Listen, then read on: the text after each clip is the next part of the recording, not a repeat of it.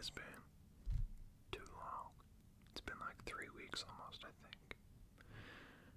I know I had a couple people concerned that I was quitting my channel. That's not the case. I got super busy the last 2 weeks. I just finished my finals for school yesterday.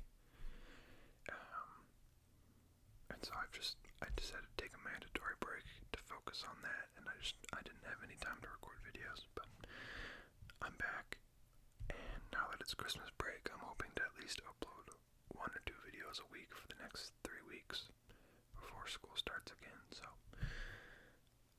I'm back officially. I'm not gone. This channel will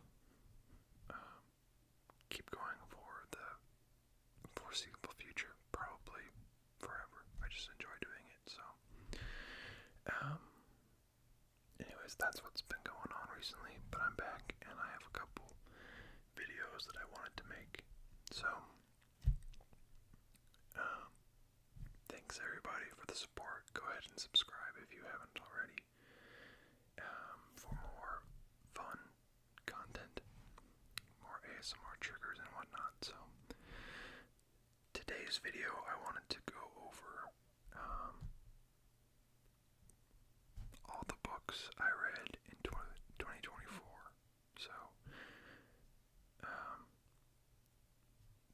this isn't like a super good list, I guess. Like I'm not a reader. I definitely don't choose to read in my free time. I have to force myself to read. I'm kind of learning to love it again. When I was a kid, I used to read a ton. Like, I don't know, before the days of phones, before I had a phone, I probably read like a book a week. But then I got a phone and that all went down the drain, so I'm trying to learn to love reading again. But I kind of discovered that the things I enjoyed reading as a kid aren't necessarily the things I like reading now, and I kind of discovered that this year. So anyways, let's get into it. I'll go ahead and I think I'll try and go in the chronological order here, if I can remember everything, but I'll kind of set some of these aside. We'll go one by one. Let me see.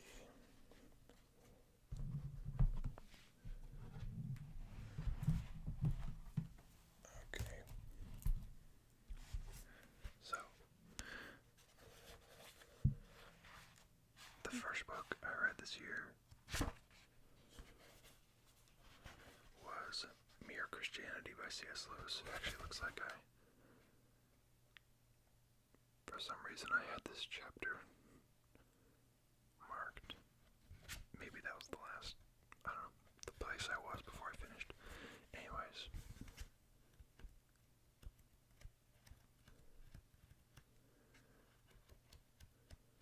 It's got a nice little, I don't know, old-fashioned edge here. I think a couple of my books actually have that, but I got this, so you'll know I have a couple of the C.S. Lewis, some of his Christian collection. I got these for Christmas last year because I was just, like I said, I made a goal in 2024 to kind of read a book a month. I don't think I did that, but I definitely read more books than I have in the past 8 years. But I got these for Christmas, and I chose this collection by C.S. Lewis because I had heard good things about it. I'm a Christian, but I don't pretend to know the secrets of the universe, I guess. I don't know. I very much just, in a nutshell, I don't know anything with a surety in the world of Christianity. I very much hope that there's a heaven, and I hope that I can live with the people I love again after this life. I really hope those things are true, and so because I hope that they're true, I'll do whatever it takes to get there, even if in the end it doesn't turn out to be true. That's kind of my mindset, is that if it is true, and at the end of the day, when I die, and it turns out to be true, I'll be ready. So, that's kind of my mindset. And I kind of wanted a deeper understanding of Christianity, and maybe my hope is that obviously one day I'll truly know. Because as of right now, like I said, I kind of just hope. I hope that things are true, but someday I'll know, hopefully. And that's why I bought this set.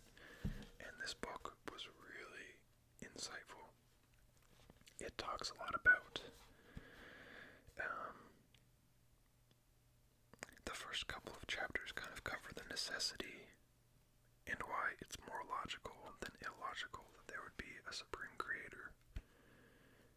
It talks a lot about the existence of good and bad, and how that, I mean, even when he wrote this, I think this was post-World War II, he talks about how the idea of good things and bad things was kind of dying away, and how the mindset a lot of people adopted was just that whatever you do is fine if you're okay with it. So almost like you make the rules. And C.S. Lewis talks about how that's not the case, and that there is good and bad, and how that leads into, it being logical that there's a creator. So I really loved this book. It's how do I explain this? It's a very heady book. You have to be actively thinking about it, so kind of similar to the Bible, obviously, is that it's not just like a pastime book. It's intended to be read when you're in kind of a special mindset and thinking about life. So this book, it took me it's not that long, but probably took me 2 months to read, because I couldn't read it unless I was in kind of like a quiet, peaceful mindset and setting. But overall, I really liked this book. Not my favorite of the year, definitely not. But it was still really, really good. And this was kind of the first book I've really read since I was a child, and so I kind of discovered that I really like reading, I guess, more philosophical type books than the books I read as a kid. But as you'll see, I still read some of those books this year, so that was the first book I read, and I would suggest it, whether you're a Christian or not. Actually, I believe it when it was written, or I actually believe it was first orated over radio. It was intended for non-Christian audiences, so really good, regardless of what you believe or think, so suggest it. The second book I read this year was Danny, the Champion of the World. Now this, I know it seems like a children's book, and that Roald Dahl seems like a childhood author, but I love this book. I've always loved this book, and I remember as a kid when I was reading Roald Dahl, if that's how you pronounce it, he was often someone that, I mean, he wrote childish stories like Charlie and the Chocolate Factory, and The Witches and Matilda. But this book always stood out to me, and as a kid I wasn't sure why, but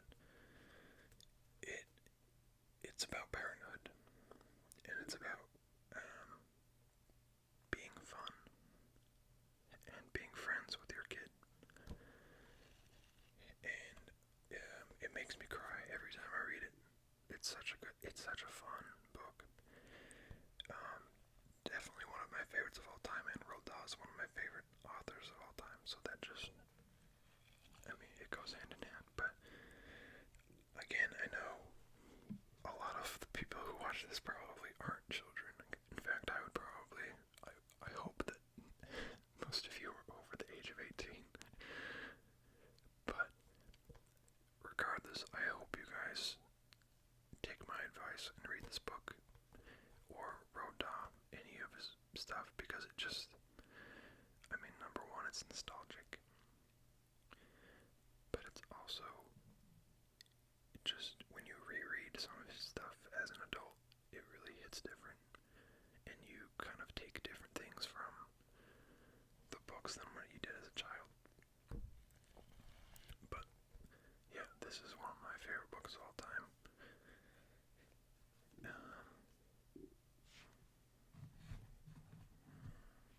I guess this one is the one I read next. Sorry.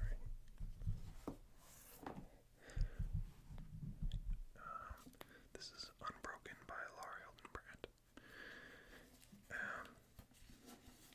I've also read this one before. This was actually my favorite book in high school.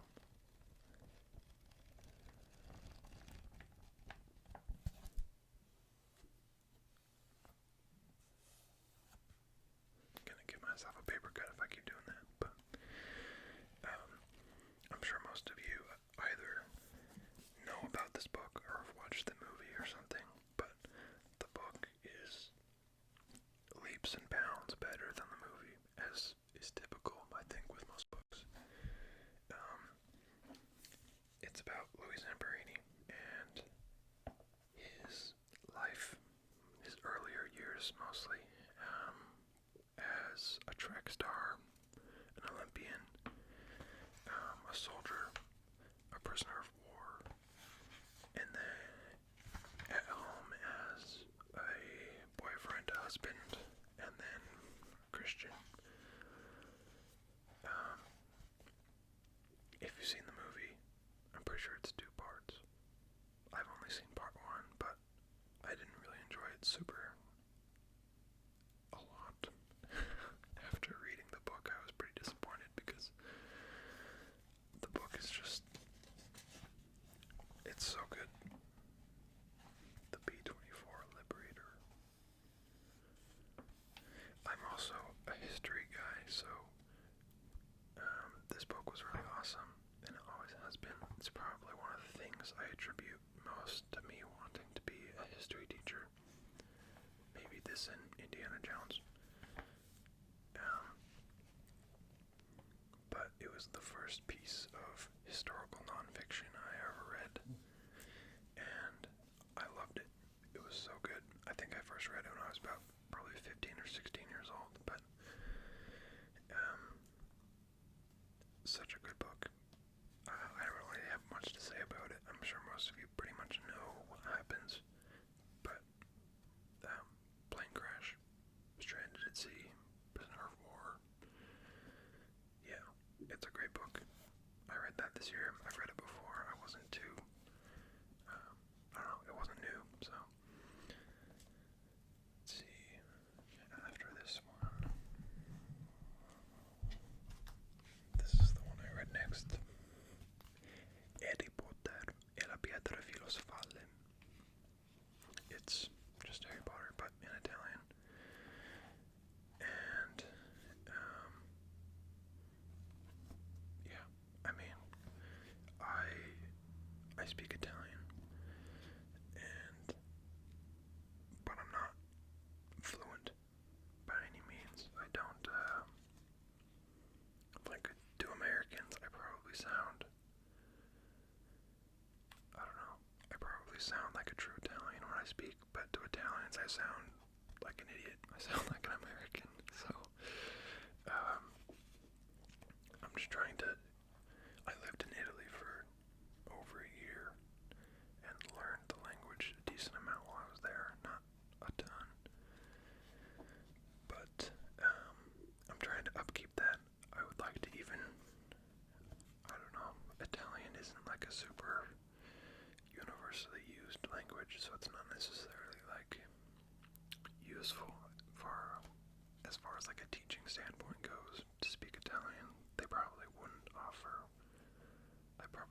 be able to like teach any Italian classes in high school. Maybe if I become a professor one day, I'd be able to teach it at a university level, but universities kind of just have that ability to go more niche with things. But I speak Italian. I'm trying to stay somewhat fluent in that.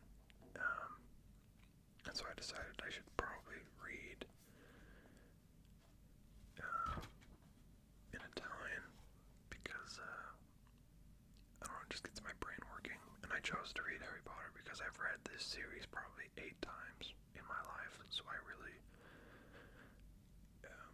I know everything. I know word for word basically what happens.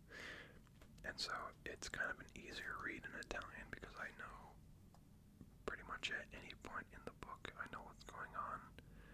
And so if there are words or stuff or phrases that I don't know, I can kind of just use the context or whatever point in the story I'm at and be like, oh, this probably means this because in English at this point in the story, blah blah blah. Anyways,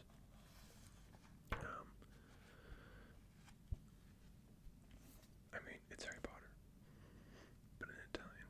There's not really much to say about that one either.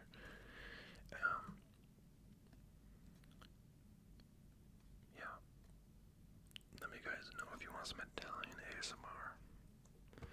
Just kidding. I don't want to do that. I would embarrass myself. I'm not that good at Italian, I'll be honest. I have a very surface level understanding of the language. Like I'm pretty good at pronunciation and, basic Italian, like asking, talking about the weather and I don't know, stupid things like that. But yeah, super base level. So anyways, I'm kind of rambling at this point about Italian instead of the books, which is the point of the video. The next book I read was another one from the C.S. Lewis Christian Collection. I felt like with the last couple of books I had read at this point, I felt like I needed something more serious. Not that Unbroken isn't serious, but I needed something new. The last 3 books I read I had already read before, so I needed something new that I hadn't read before. And I chose The Four Loves by C.S. Lewis, and before reading it, I looked up online the C.S. Lewis set that I got. I think has 8 books in it.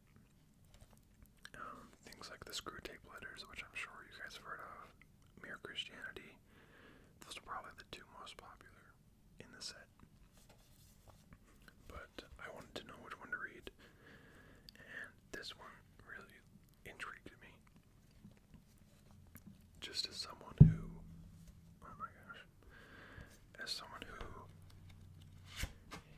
is in love with my wife, I kind of wanted to understand the 4 loves, and you can see them right up here. They're affection, friendship, eros, which is like romance, and charity. Because I don't know. I haven't really understood the concept of different types of love in my life. I think that might be just a guy thing. We don't really get it. And fellas, that's okay. Read this book, you'll get it. But yeah, most of the book is about charity, because that's really the only, I guess, religious love, if that makes sense. I'll kind of explain that as I get on with the video, but the first one is affection, and he talks about how affection is, it's kind of a one-way relationship. Like, I can be affectionate about this book, but a book can't be affectionate about me. I can be affectionate about Italian food or video games, whatever it is, but it's a one-way relationship. Like, it's something that doesn't have the capability of loving me back. but it's still love. He talks about friendship. That one's pretty self-explanatory, but it's a two-way relationship, but it's kind of in between affection and eros, because I'm not in love. I don't romantically think about my friends, but I also don't think of them as objects, so it's kind of I would describe it as just like someone you enjoy being with, as opposed to you enjoy being with them more than you enjoy being alone, I guess. But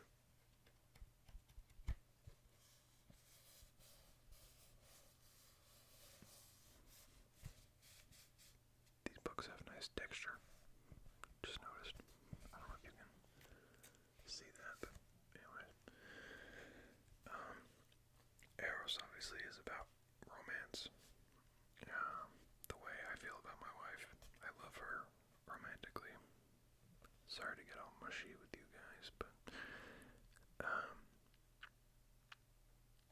again, pretty self-explanatory. But charity is, I guess charity is really the one I've never really understood. And there are scriptures about charity that I've always thought were confusing, and so.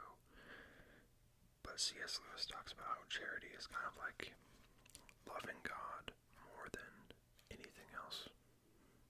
And it's really the love of God that even drives us to have romance or friendship or affection. Because without the love of God, without loving Him, we wouldn't do anything that He asks us to do. When we love God, we keep His commandments. And that's one of the scriptures, is if you love me, keep my commandments. And God's first commandment is to love God, and the second is to love thy neighbor like unto thyself. And so the first commandment is charity. The first commandment is to love God, and after that, if we truly love Him, we'll do whatever He says.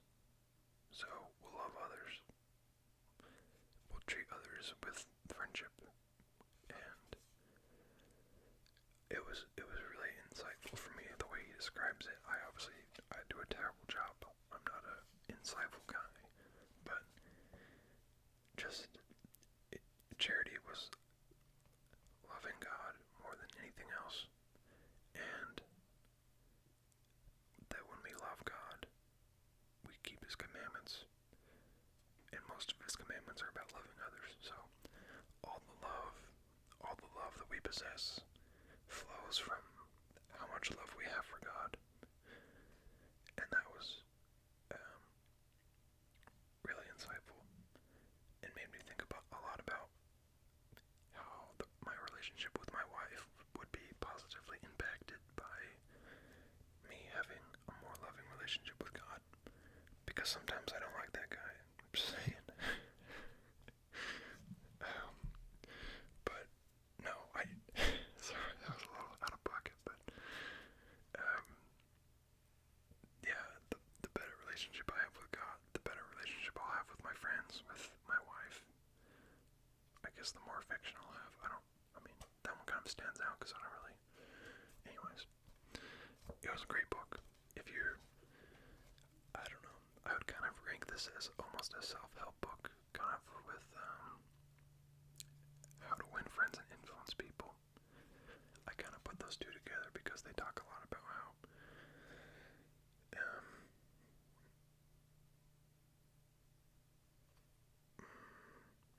it's blanking my mind now.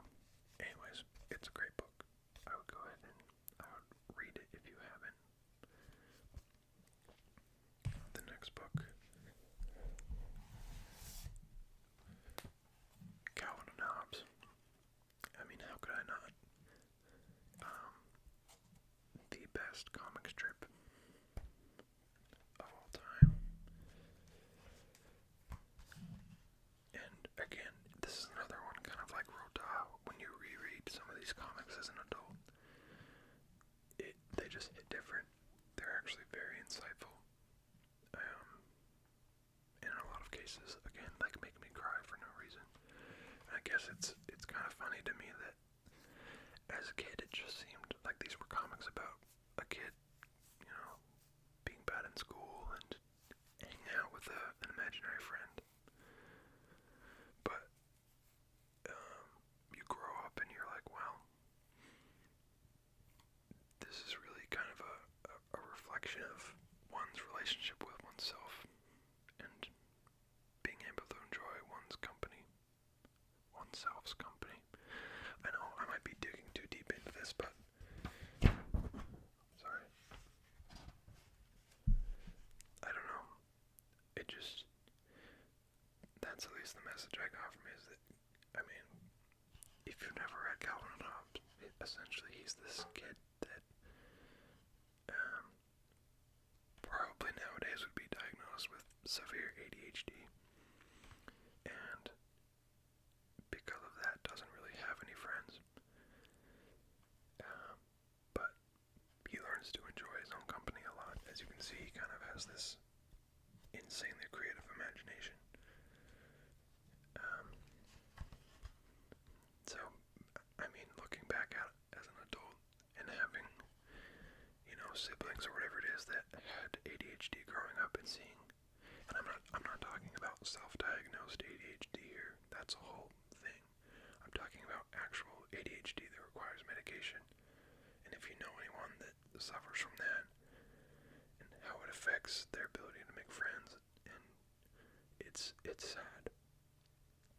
And it's not like a laughable, you know, funny TikTok, oh, look at me, I'm so hyperfixated and blah blah blah ADHD. It's not like that, and it can affect.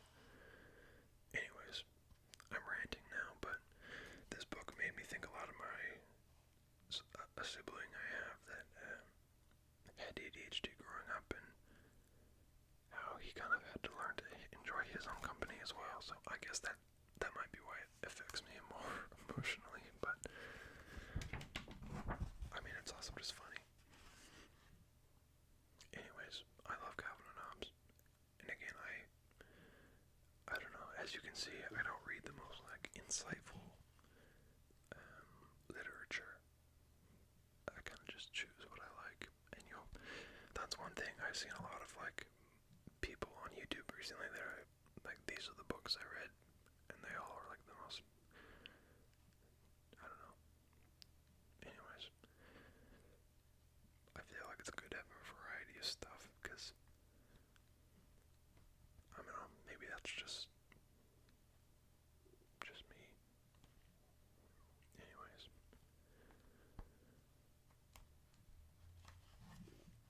I remember this one from when I was a kid. It's a good one. I don't know why, but as a kid I remember this image right here really making me laugh. Sniff, sniff. Anyways, Calvin and Hobbes, I mean, unbeatable.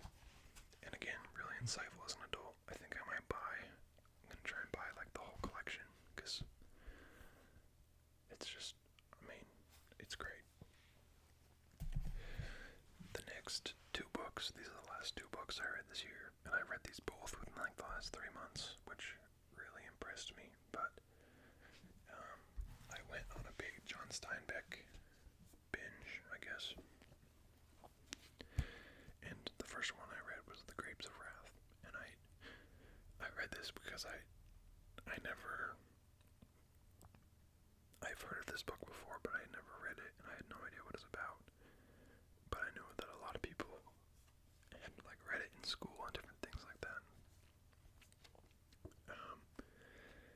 And to my surprise, again, I'm a history guy, so this was awesome.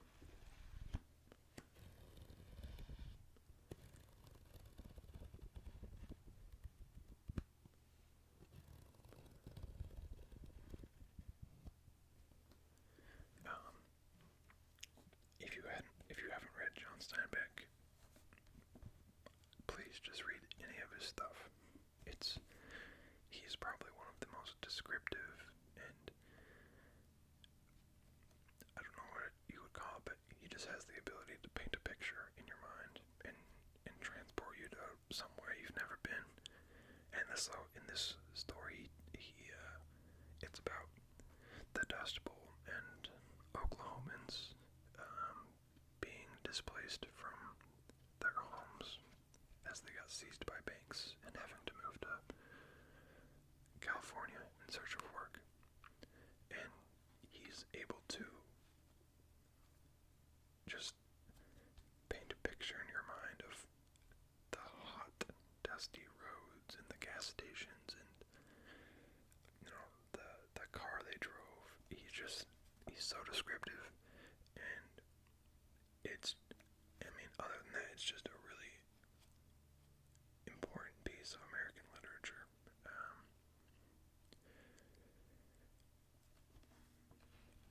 I'm guessing a lot of you probably read this for school, and when you read a book for school, it always loses its, I don't know, it's never enjoyable when you have to read something, but when you choose to read it, it's really, really good. At least that's been my experience with like reading things like To Kill a Mockingbird. When I had to read it, it sucked, but when I chose to read it by myself later, it was really good. Same with like Where the Red Fern Grows. But anyways, not really a long book. It probably, at the job I currently have, I have like 2 or 3 hours at the end of the day where it's not busy and I can just pull out a book and start reading. So this book and the next book I read by John Steinbeck I read them both entirely at work, which is probably dishonest. Maybe they'll fire me. We'll see. But definitely one of my favorites of the year. Maybe I'll do like a ranking at the end of this video and we'll see which one I like the best. But I actually think I already know. But this book was awesome. I won't say too much about it. I don't want to like spoil anything. I think I gave like a pretty good brief synopsis of, you know, the plot. So if you guys are interested, go read that one. This one, oh my goodness, East of Eden by John Steinbeck. I just finished this probably 2 weeks ago, and it is definitely my favorite book of the year. I actually heard about this one from a friend, one of the smartest people I know. He's I don't know, just a genius. He mentioned this book to me, that he was reading it, and I was like, oh, sounds interesting. And that was probably a year ago.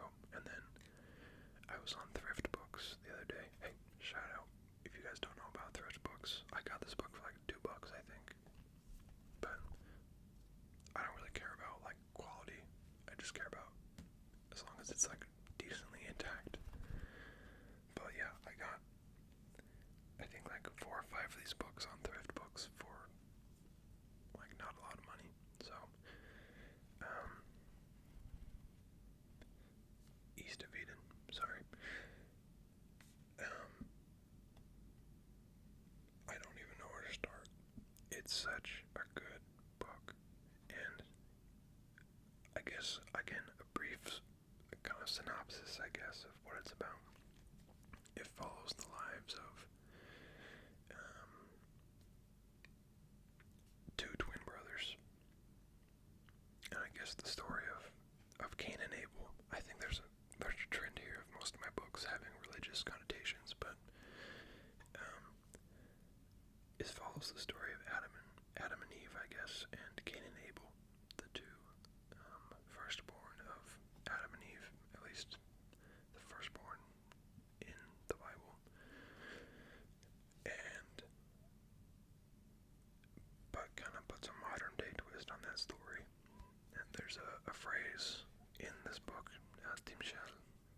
I don't know if that's how you pronounce it, but it's a Hebrew word for thou mayest. And that's kind of the real, I don't know, the point driven home is that we have a choice to overcome sin, and no matter what choices we've made, the choice to repent, and the choice to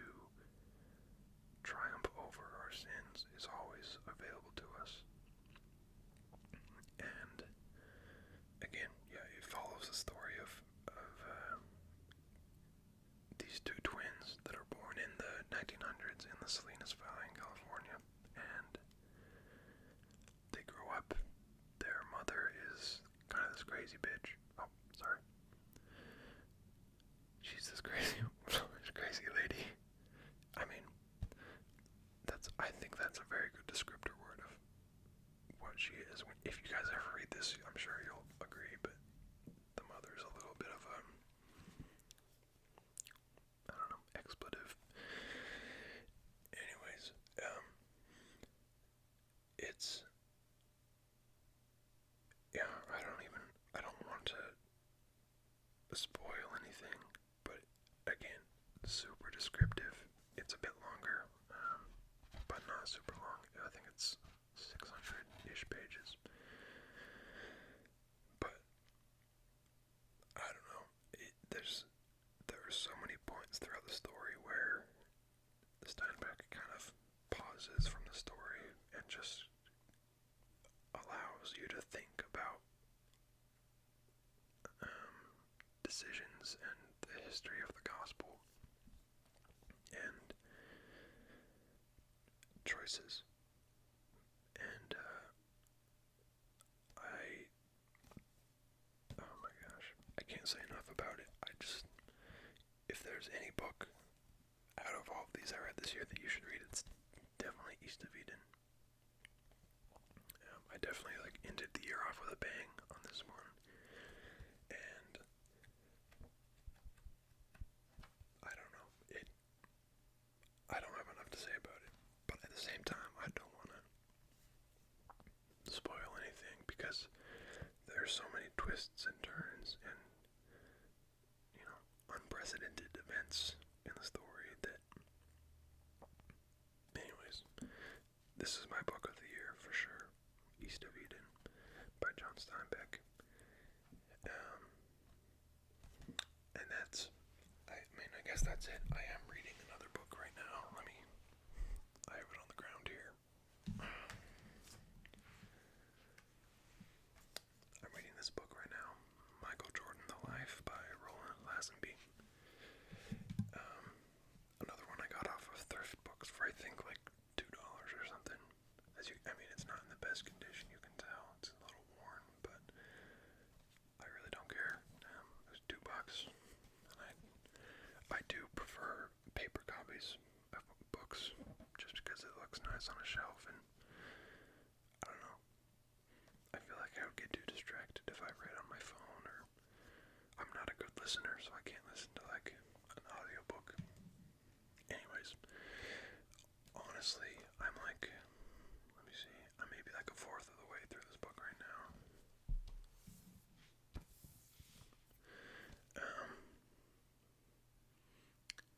I don't know. You gotta love Mike, but I haven't been super impressed by this book so far. It is a very, I don't know what I was expecting, but it's very much I don't know. Everything that ever happened to the kid is in this book. And, sorry to spit all over the cover. Awesome. It's really cool for you guys.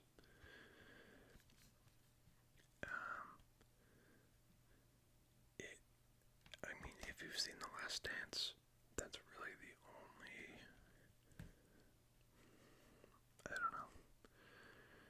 There have been so many things recently about Michael Jordan, like the movie Air, The Last Dance, that kind of just are a more exciting and fast-paced version of what this is. And really, this book goes into a lot of detail about things and characters and people in Michael Jordan's life that I really don't care too much about. I thought there'd be a lot more commentary from Michael himself in this book, and there's just not. So, honestly, I haven't been loving it. I've been reading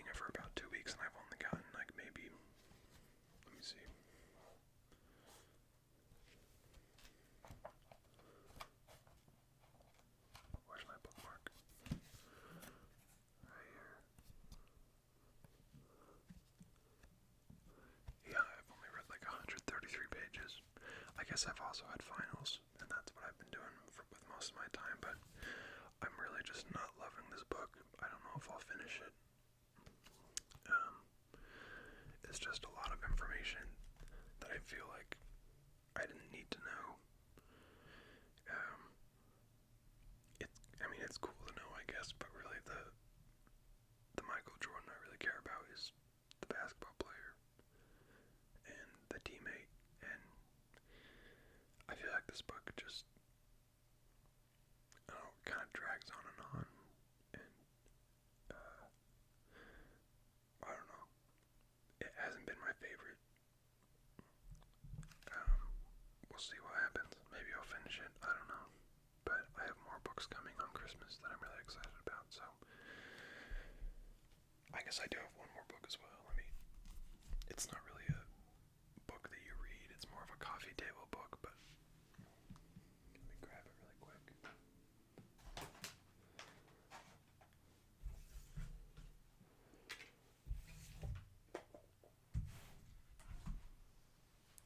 Oh, here we go.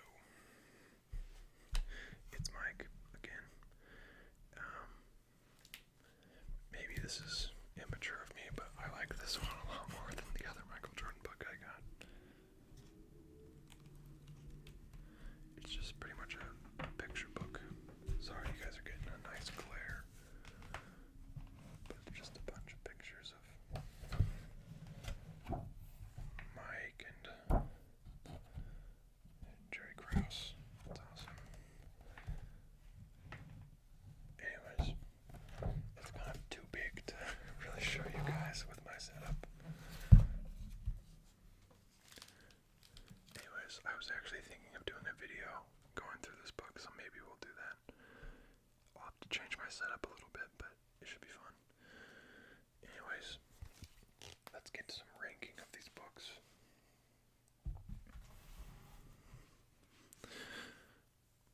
You know what? Actually, yeah, let's do it. Okay.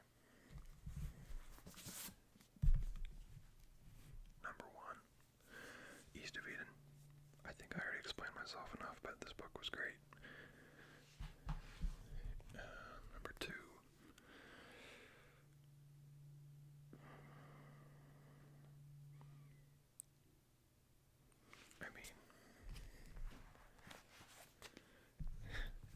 as far as enjoyment goes, I'm still just a kid. I'm sorry. I know all the book critics out there are gonna crucify me for this, but East of Eden number 1, Weirdos from Another Planet number 2. I'm sorry. I'm not the philosophical guy you guys want me to be. Number 3.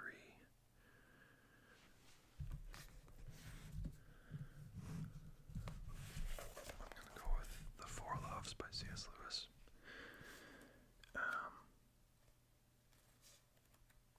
I don't know. It was an easier read for me than Mere Christianity, and actually clicked with me a lot more. I guess maybe that's because love is a pretty central part of my life.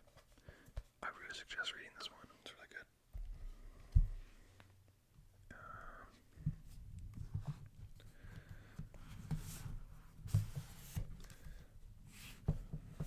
I think these ones have to tie for 4th. I couldn't possibly put The Grapes of Wrath any lower, but I don't know. I just feel biased because I love this book with my whole heart, and that might just be the nostalgia talking, but they're both really great.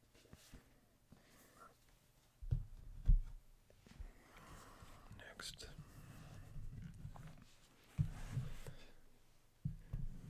go with Mere Christianity by C.S. Lewis. This one was just a little harder to read. Again, that's probably just because I'm not an intellectual person.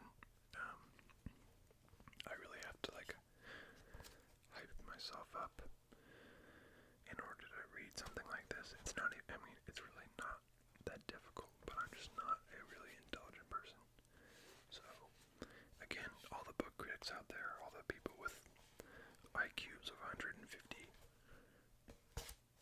This is probably child's play for them, but for me, it took a lot out of me at points. But anyways, it was really good, so really good, really insightful, but just probably a little above my pay grade.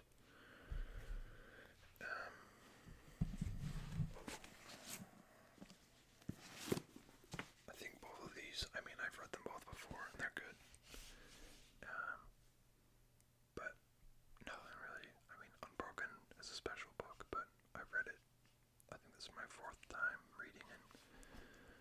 Harry Potter is my, I don't know, 8th, 9th time reading it, so, I don't know. I didn't particularly enjoy or not enjoy these books or reading them. It just, I don't know. And then, so far in last place, definitely this one. And I'm sorry, I love Mike, but I don't know. Couldn't do it. It's been difficult, so. Anyways, well, those are the books I've read this year, and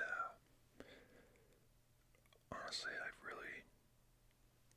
I don't know if I can say I've started to love reading again, but I did ask for more books for Christmas, so that's a good thing.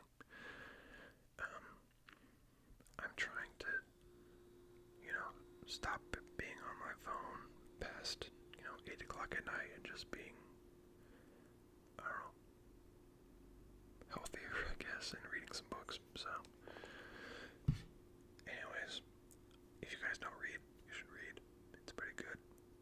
I think a lot of the reason, when I was younger, I didn't need ASMR in order to fall asleep, but now, or I guess ever since I got a phone, it really is that damn phone. My mom was right. But I've always struggled falling asleep ever since I've had a phone, but I feel like this year, maybe it's because I got married and I have someone next to me every night, or I don't know what it is, but I feel like I've been able to fall asleep without ASMR really easily, and I think part of that is just due to the fact that I'm reading more instead of being on my phone late at night. So, I mean, whatever your motivation is for reading, go ahead and, read some books. What is that? What is the Reading Rainbow song? Take a look, it's in a book, Reading Rainbow. I think I just dated myself, but my teachers used to show us Reading Rainbow in class. I don't know about you. Anyways, thanks so much for watching, guys. This will be the first video of a couple that get posted in the next couple of weeks, so enjoy it, and again, subscribe if you would like more fun content like this, and I hope you have